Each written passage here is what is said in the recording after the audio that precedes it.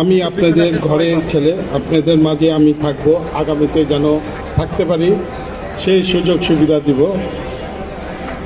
আপনাদের সবাইকে শুভেচ্ছা অভিনন্দন। আজকের এই দিনে আপনাদের সাথে আসতে পেরে ভালো লাগলো।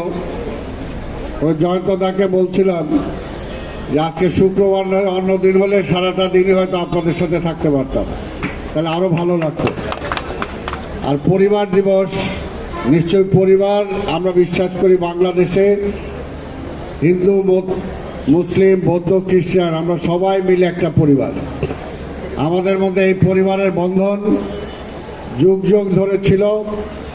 মাঝখানে অনেকে সেটা ছিন্ন করার চেষ্টা করেছে, এখনো হয়তো করবে। কিন্তু আমরা জানি যে আমাদের যে সংস্কৃতি, আমাদের যে কৃষ্টি, আমাদের যে সাহিত্য, সেটাতে ধর্ম দিয়ে অন্তত আমাদেরকে কখনো আলাদা করা যাবে না।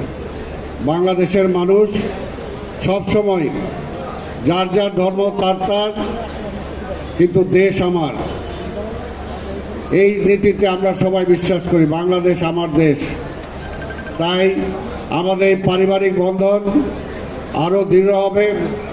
এবং আমি অন্তত এটা বলতে চাই আপনাদের কাছে যে আপনাদের এমপি হামিদুর রহমান হামিদ এবং আমি প্রশাসক হিসাবে আছি ঢাকা মহানগরী, এবং আপনারা যদি ভবিষ্যতে আমাকে নির্বাচিত করেন তাহলে আমরা দুইজন মিলে অন্তত বলতে পারি, অন্তত বাকি যতদিন আমরা আছি আপনাদের পাশে আছি, আপনাদের সুখে দুঃখে সবসময় আপনাদের পাশে থাকবো ইনশাআল্লাহ,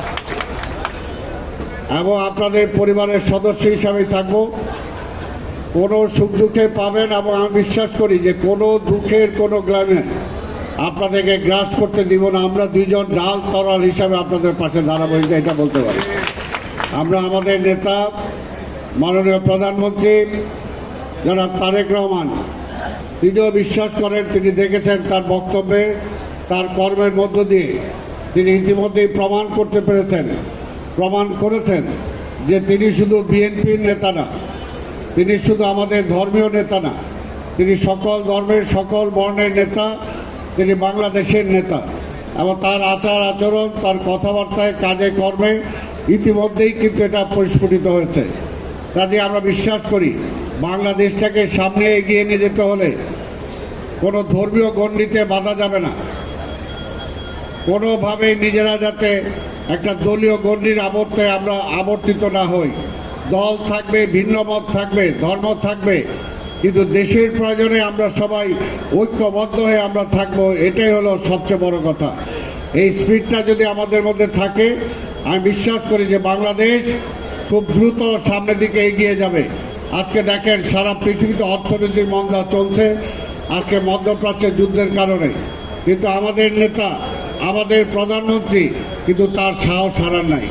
তিনি সাহসের সাথে বলিয়ান হয়ে কিন্তু সামনের দিকে এগিয়ে যাচ্ছেন। কারণ আমরা বিশ্বাস করি বাংলাদেশ থেকে যদি দুর্নীতি লোপাট করা যায়, বাংলাদেশ থেকে যদি আজ ভেদাভেদ দূর করা যায়, আমরা যদি ঐক্যবদ্ধ শক্তি হিসেবে দাঁড়াতে পারি, তাহলে বাংলাদেশ সামনে এগিয়ে যাবেই যাবে, কেউ বাংলাদেশকে রুখতে পারবে না। তা আমি আর বক্তব্য দীর্ঘায়িত করব না।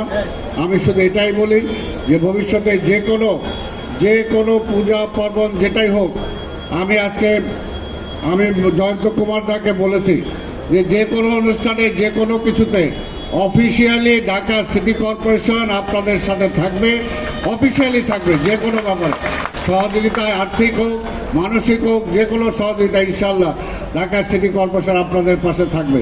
এই কথা বলেই আগামীতে আবার আপনাদের সাথে দেখা হবে, আবার এই ধরনের অনুষ্ঠানে আমরা একত্রিত হব, গলায় গলা ধরে আমরা একত্রে থাকবো, একত্রে বসবো, একত্রে অনুষ্ঠান করব, একত্রে এগিয়ে যাব, এবং এই দেশটাকে সামনের দিকে এগিয়ে নিয়ে যাব।